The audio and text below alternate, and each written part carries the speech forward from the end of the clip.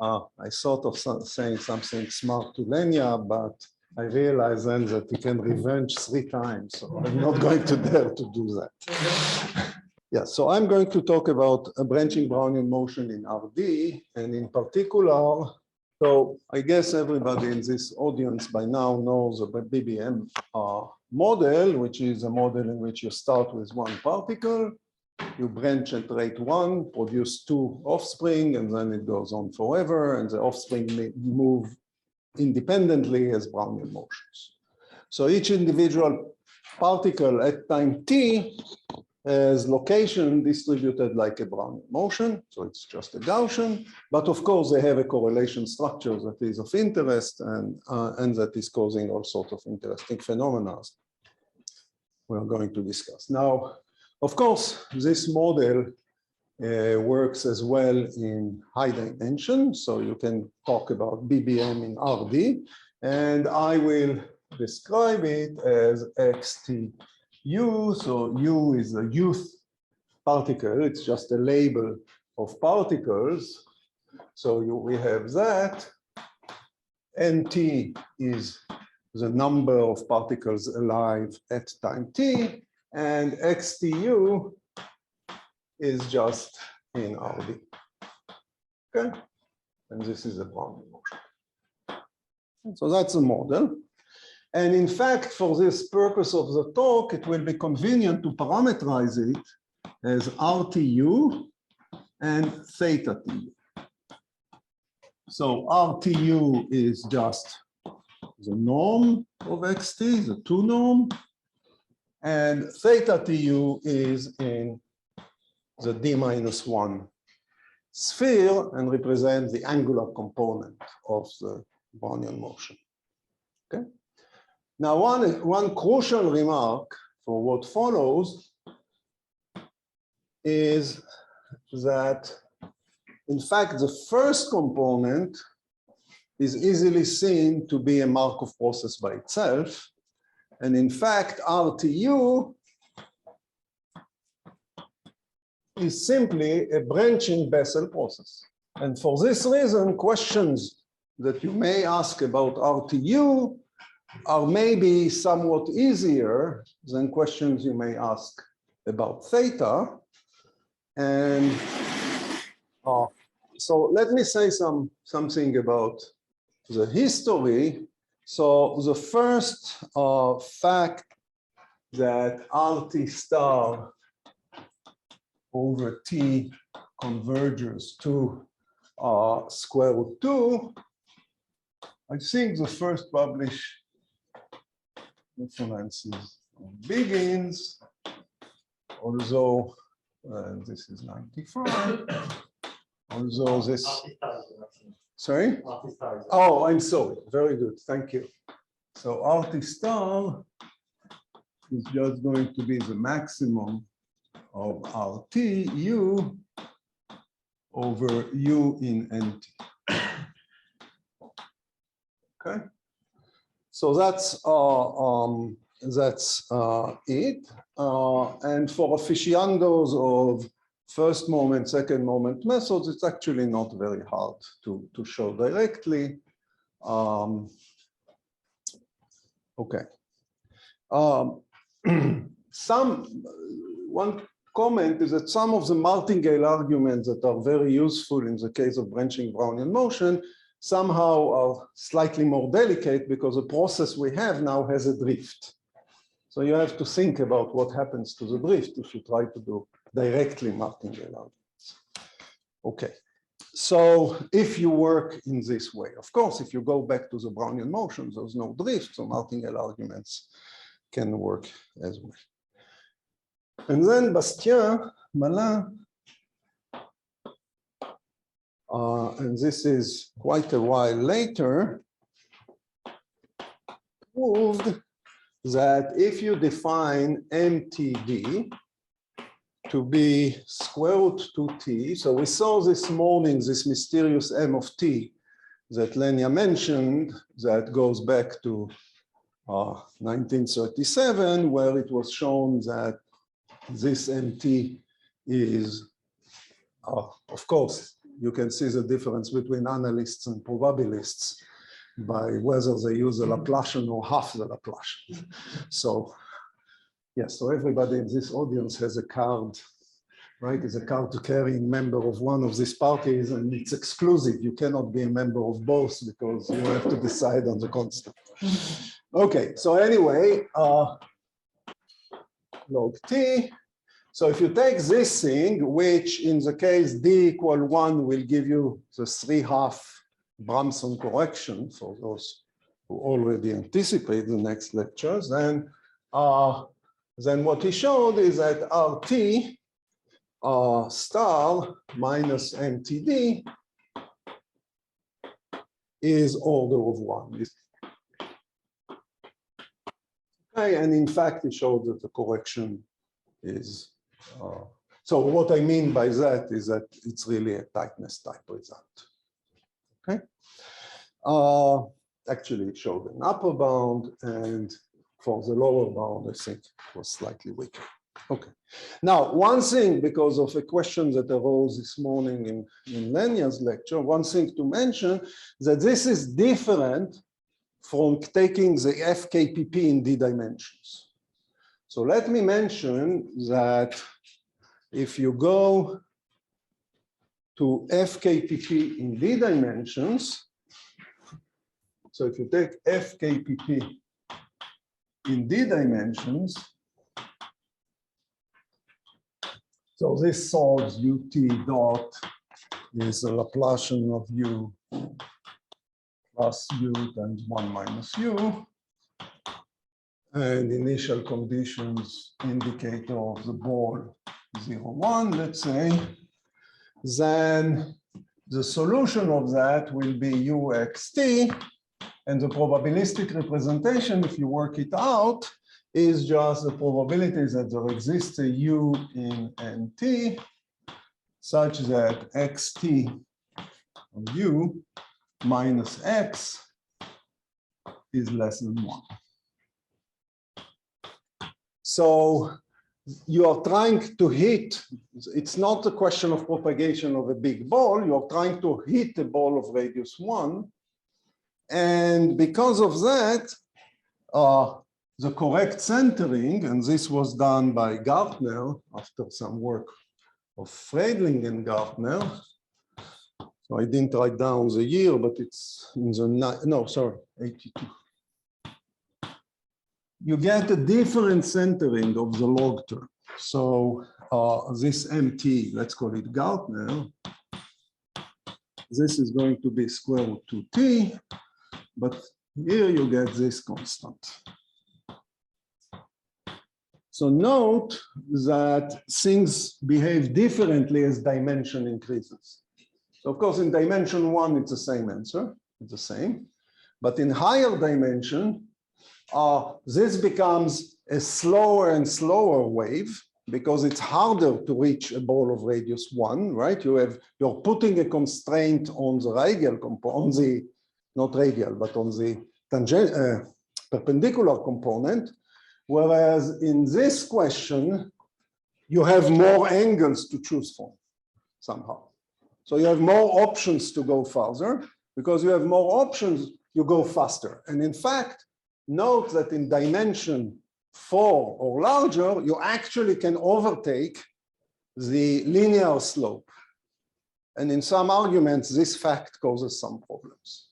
For example, if you're doing barriers or things like that, the fact that you can overcome the linear barrier kind of forces you to put curved barriers, which in the case of one dimensions were kind of nice to have and sometimes useful in argument, but not necessary, not really necessary. Okay. By this I mean precise computation of curved barriers. Okay, so that's a situation. Okay, and then, so I'm not going to talk at all about this problem. The thing I'm going to be interested in is what happens to this process, to the extremal points of this process, which will be defined in a moment. By the way, till when do I run? Okay, so let's continue right in here. So I don't know of much work that has been done on this problem until last year. First, the harder part of the problem was tackled. So this is work of, I hope I will not misspell, but I have people in the audience to correct me.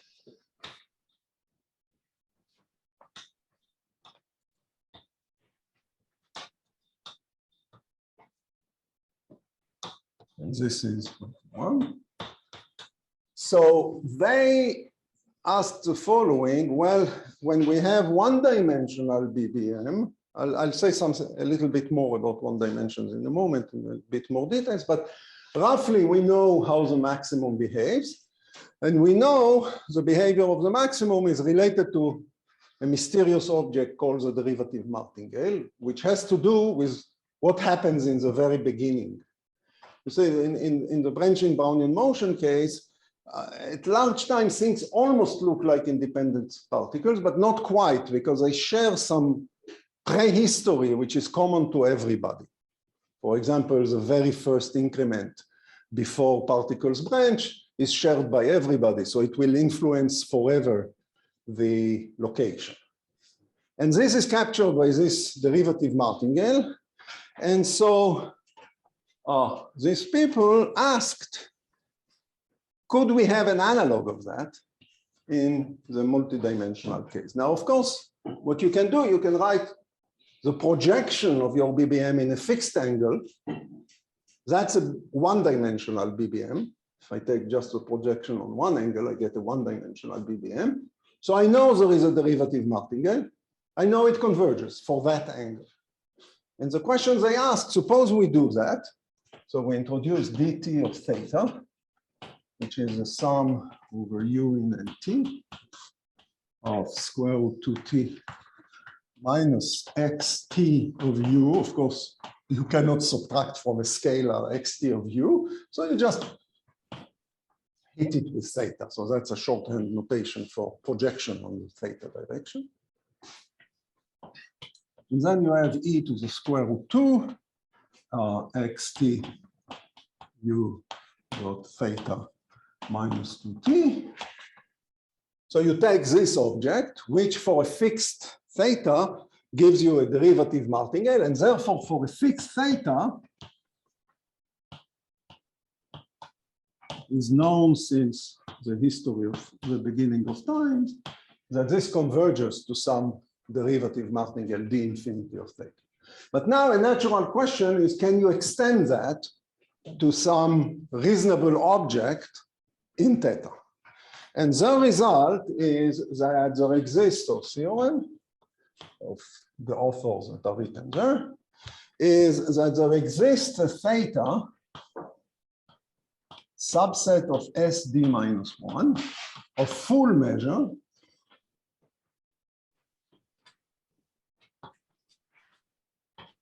such that this convergence is simultaneous. Okay? And in fact, from that you get also that you can integrate over test functions, etc. Okay? So there exists like that, such that convergence, almost true convergence, is simultaneous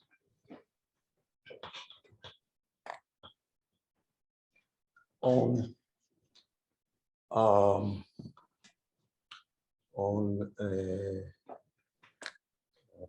theta in this big thing. Okay, so that's the result. Now, I have not yet said it, but it will become clear from what I describe next that for theta, actually it's already clear from here that something really bad happens for the thetas that are the maximizers. So for the random thetas that have to do with the maximizer, for example, think of dimension d larger than 4, this quantity suddenly becomes negative, but the exponent is large, all sorts of bad things happen. Okay, so it's somewhat clear that this statement is more or less optimal. You cannot hope to have really all theta statement. Okay, And as I said, this statement, or actually part of the proof of this statement, is also that integrals against test functions. I'll say something about the proof if I'll have time, but So capital theta is random, right? capital theta is random. Yes. Again. Of course. Everything here is in law, rotation invariant. So theta could not be deterministic. Okay. Also in the same year and shortly after, so I need to switch, I guess. So in the same year and slightly after, Kim, Lubetzky, and myself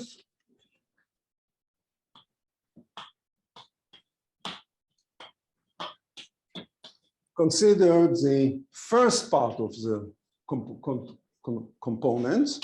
Namely, what we showed is that there exists a random variable z infinity, which I will define in just a second, such that the probability of RT star, remember RT star is a maximum modulus, minus MT less than y, converges to the expectation of e to the minus gamma star, some constants, z infinity e to the minus square root 2y. So this is a form that we are used to see in one-dimensional problems. But the z infinity will look slightly weird to people used to one dimensions.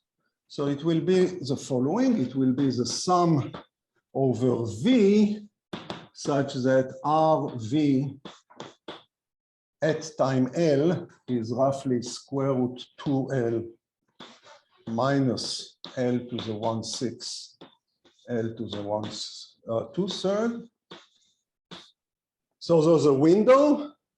And then you have what you expect, square root 2L minus RL of V. So V is then, sorry.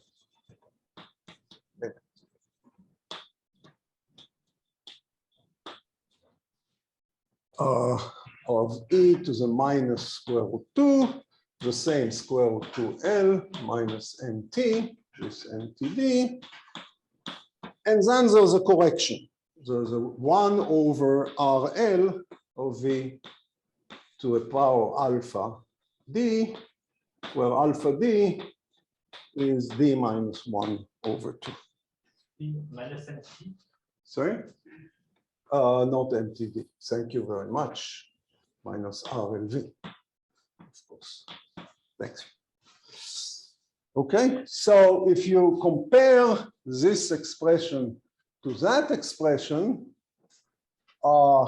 it looks almost the same, but you have this extra mysterious factor, and you wonder where does it come from, and in fact, what is the relation between the two, etc. Okay, so before, so I again, time permits, I will say something about the proof, but at the moment I want to present the main focus of this talk. So there are two groups. What is the best thing to do? Well, to do a party. So, sorry, yes. So you really need this range, or that this RL is going in this range, or RL is what? You really need that RL is within this range, or is it just part of the proof that you get? Okay. Over all RL. This is a theorem. Okay. So that I understand. Part of the theorem is the fact that this limit exists in distribution. So that's important. In that paper, what we showed is that this limit, this is a random variable, it has a law, and the proof gave that this law converges. And for technical reasons, this thing is limited. But the question is, if you sum over everything, that this, I mean, if you don't restrict your... Yes, you're anticipating what is coming late, but let me tell you that this is a technicality. And also the convergence in distribution turns out to be a technicality. So at the end of the day, you don't need either. So the main result of this talk And this is a theorem KLMZ. So now you can guess, you have all the people on the board, so you can just combine them.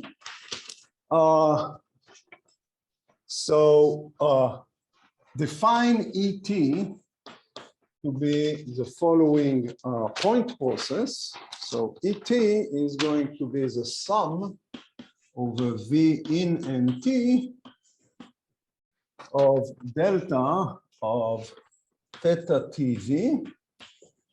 And here you have RTV minus MT. Okay, so those are it's a point process on the SD minus 1 sphere cross R. Okay. And the theorem is that this ET converges to a process, to a point process E infinity, weakly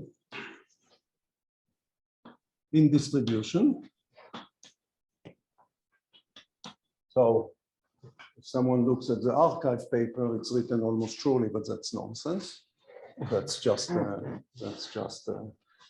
yeah, the proof talks about in distribution, etc. So,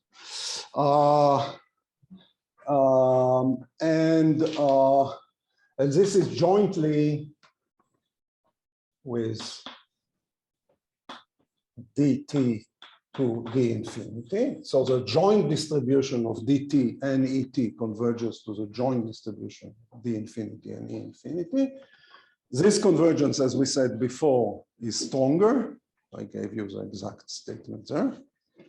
And what is this E infinity? So let me write it maybe here. I have another. Well, maybe. So let me write. That. By dt, you mean dt for all directions, Well, in the sense that is written here, right? So this is a function on theta, and the convergence is for this random subset almost true. The convergence almost surely or in distribution? Well, here? For dt? No, this is an almost true convergence, but of course also in distribution.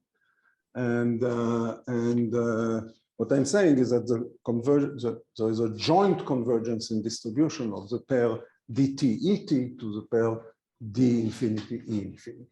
If you look at the marginal on the right coordinate, you have a stronger set. Okay? And what is E infinity? So you start with a Poisson point process, which is, okay, I see. No, it's okay. It's written okay. So theta I, psi I. So this is in R. This is in SD minus 1. And this one has intensity D infinity of theta, sigma of d theta. So sigma is a surface measure, times some constant that is not important, but is explicit, e to the minus square root 3x dx. Okay? So that's a Poisson point process. That's what you start. Then you also need as data di, which are independent copies of one-dimensional BBM decoration.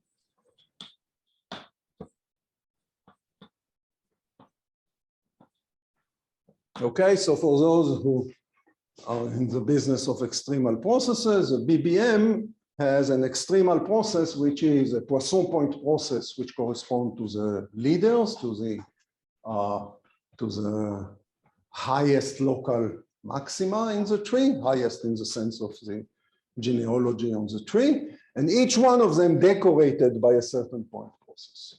So this is what I call di. And then E infinity is simply the sum over I going from 1 to infinity of the sum over tau in di of delta theta I And here you have psi I plus tau. Tau is negative in this convention. Okay. So what does that mean? What this means is that you are choosing randomly directions. So if this is, let's say, in 2 dimensions, you are choosing randomly some points with angle theta I, which are these guys. So, okay, so you have maybe a collection of such points, each corresponding to its own angle. And then to this point, to each of these points, in the same angle, you attach a collection of points, which come from the decoration. Okay, here's a description. Okay, good. This is misleading because I've subtracted something. So this picture, you might ask me what happens if I become negative, etc. But you should think of all this happening very far out. So it's really a local picture very far out. Okay, so questions about the statement? Yes. Does it say anything about the transversal direction? Sorry? Does it say something about transversal direction? So transversal direction is from the point process. The decoration has no transversal component. But remember, before we move to SD minus 1. So the angle is normalized by the radius. The fluctuations are much smaller than the radius. Okay, so that's an excellent question because there are interesting questions to be asked about the local structure, about local fluctuations around the minimum, the maximum in the transversal direction, but at scale 1 or at some intermediate scale.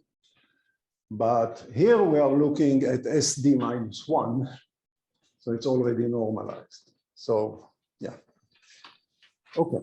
So that's what we have. Okay, so now I have stated 3 results, and maybe I should tell you a word about the proofs. So first of all, how is this argument going? Well, you get, of course, a martingale, which a priori is not a positive martingale, and a priori is not uniformly integrable or anything like that. So what these authors do is they say, so let's somehow truncate this martingale. Let's truncate it in such a way that the probability to hit the truncation is ridiculously small, so it's not going to matter. But after the truncation, we will restore both positivity and uniform integrability. Okay? And they do it by applying a device of conditioning of being below a barrier. Okay? And then you look at the process conditioned to be below the barrier. Of course, this is not a martingale anymore. This is not a Brownian motion, but you can correct it. You can somehow transform it to create a martingale, and that's what they do. Okay? So I'm really going extremely fast here. One of the technical issues that they had to deal with is the fact that this m that has disappeared from the board can be positive, can be larger than square root 2t. And in particular, the straight line, which we all love and know how to condition on, especially Brownian motion, is not a good barrier for that purpose. So they have to work with a somewhat we call it banana, with a somewhat curved boundary. Banana is something else, it will come in a minute. But okay, they have to work with this curved boundary, so that makes the computation slightly more challenging, but basically this is what they do. And then once they have that, they can prove the convergence. Okay. A comment about the convergence of the maximum of RT, so of the modulus. So I told you that this is a branching Bessel process. So if you try to prove something about the maximum and you have a tree structure, and this is very general, this kind of device. What you do, if I have a tree structure with particles here with a certain displacement, then a good device is to cut the tree at some depth L,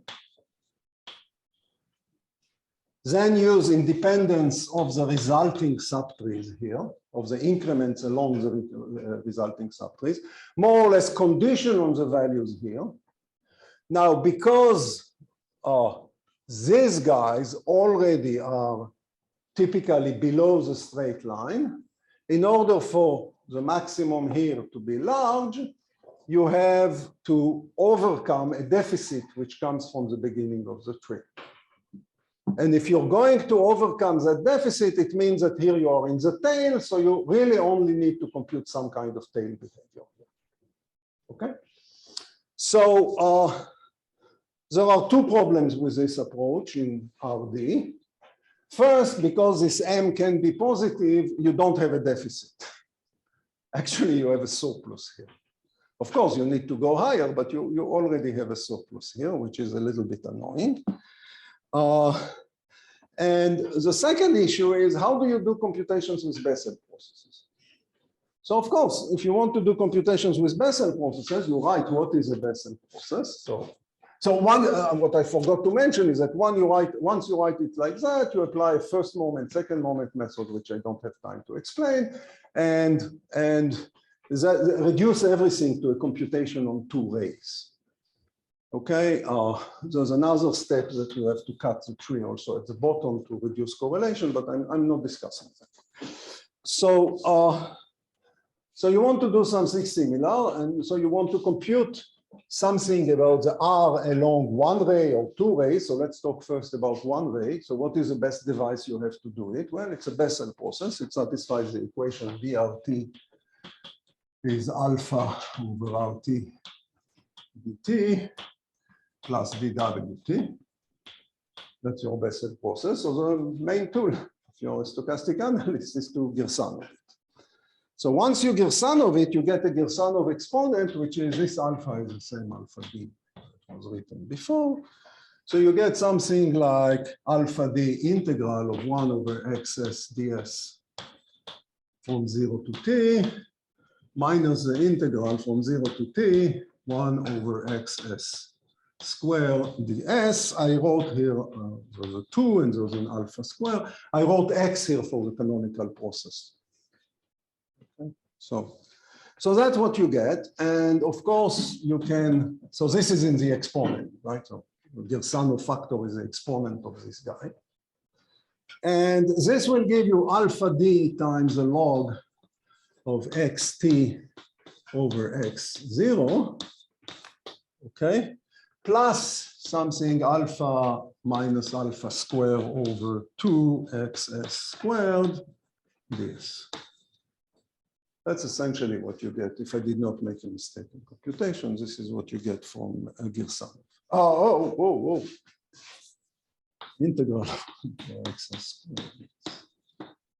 This is what you get from doing Girsanov, okay? And now,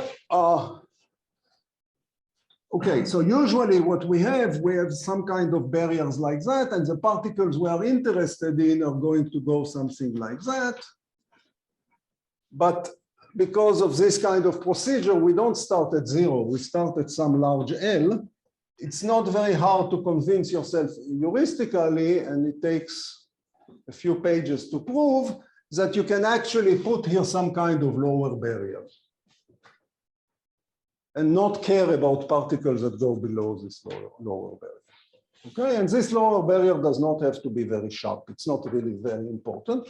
The only important thing is that on this lower barrier, this guy should go to 0 when first t goes to infinity and then L goes to infinity.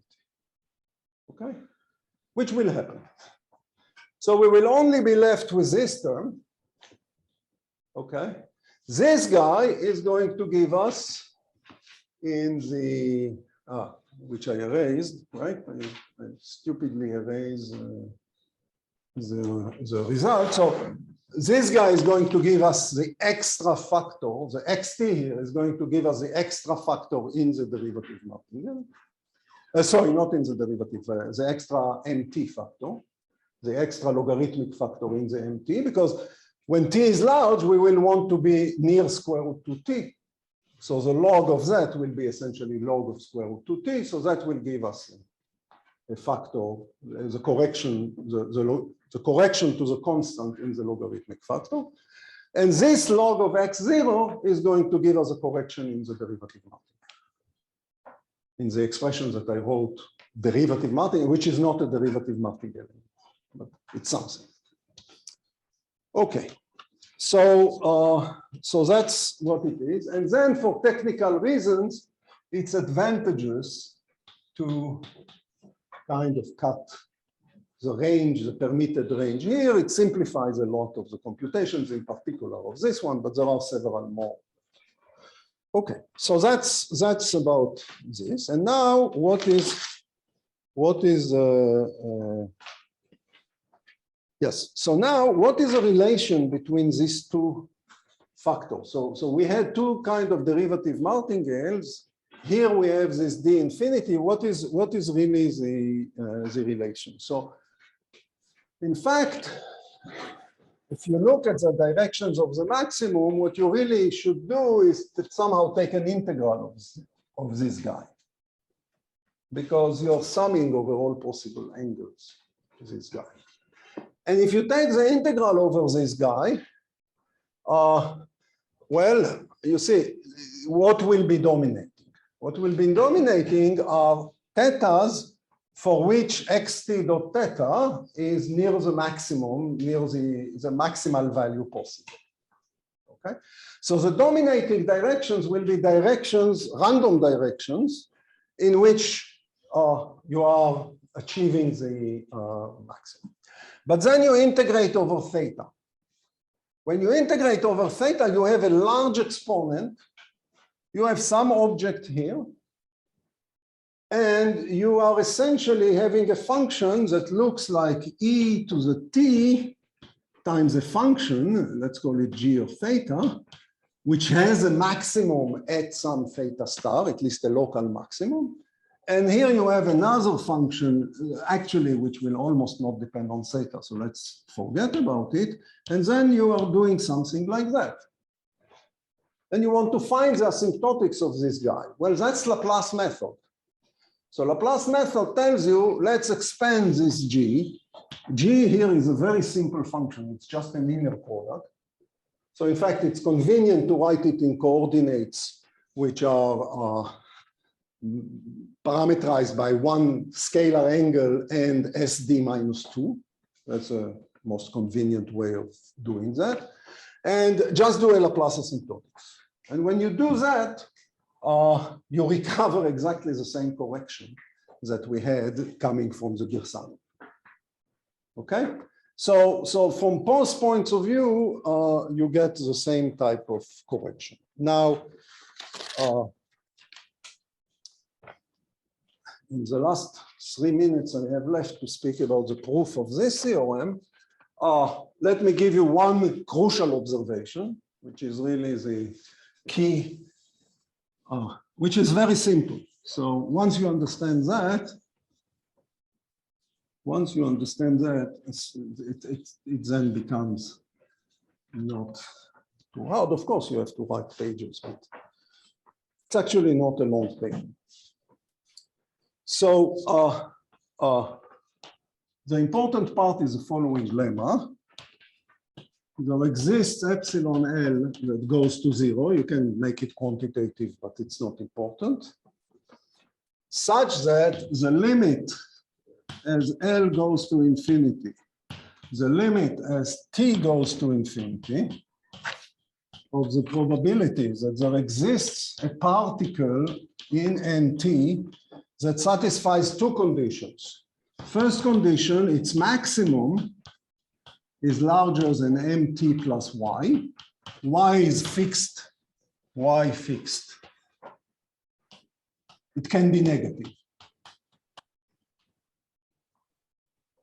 And the second condition is that the angle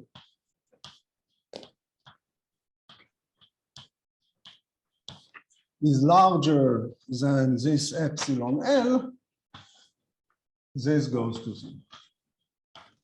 So this is equal to 0.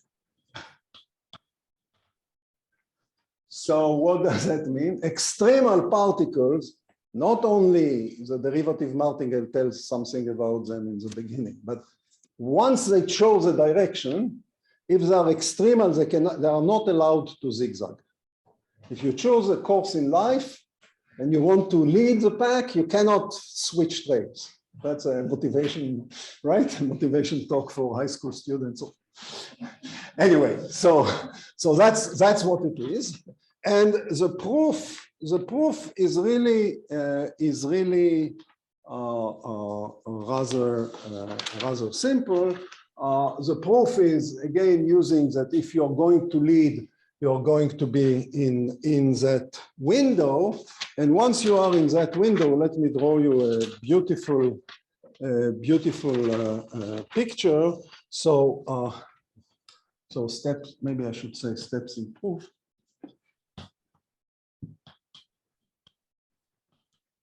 So the first step in the proof is that particles in window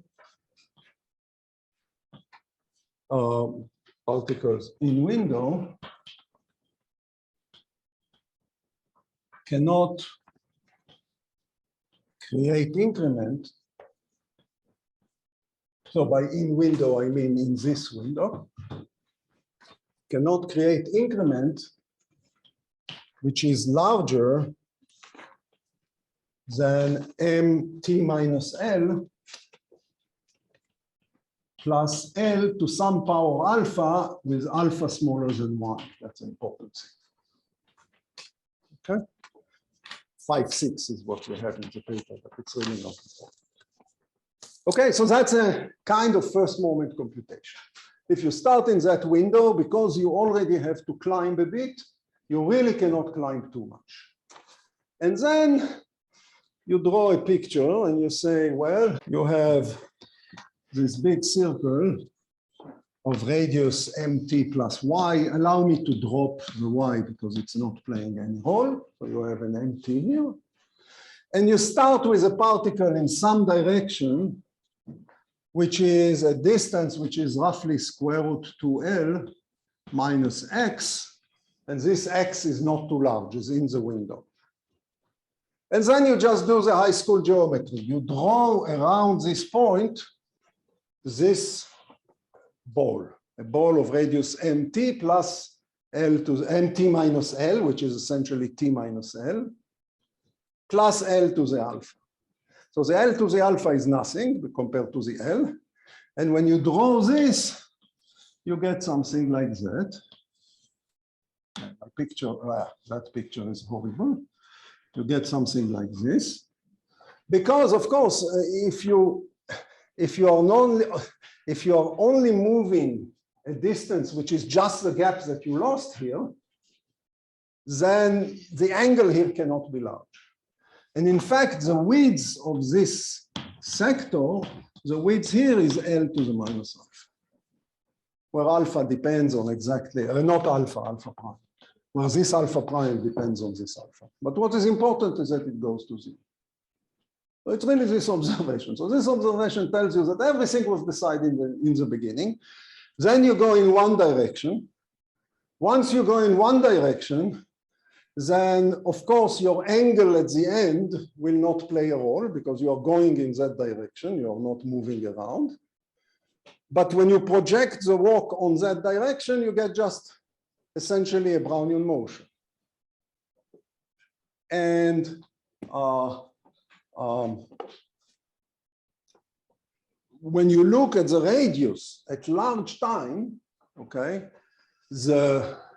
so we know that the decoration process, so I will finish with that. We know that the decoration process is coming from the end of the tree, always. The decoration is particles that split within essentially order 1 time from the end of the tree.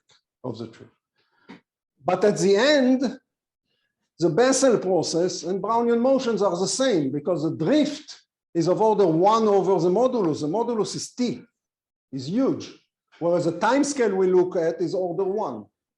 So this factor of 1 over t drift is doing nothing over scales of order 1. So you really get Brownian motion.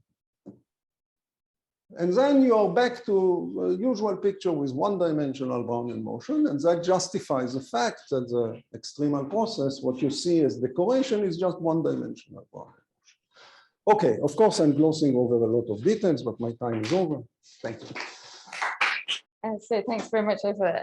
Does anyone have any questions in the room, or are there any on the? I mean, I have a naive question. So, if you wanted to think about the decorations, like not just in terms of the angle, but if you sort of wanted to actually think of them in RD, I guess this is sort of related to the question you got earlier. Do you have a guess for what it would look like? Yes, I have a guess, although it's not proved, and maybe Eugene can say a bit more about it. But what I would expect is, of course, you have this one direction in which you have a conditioning to go fast.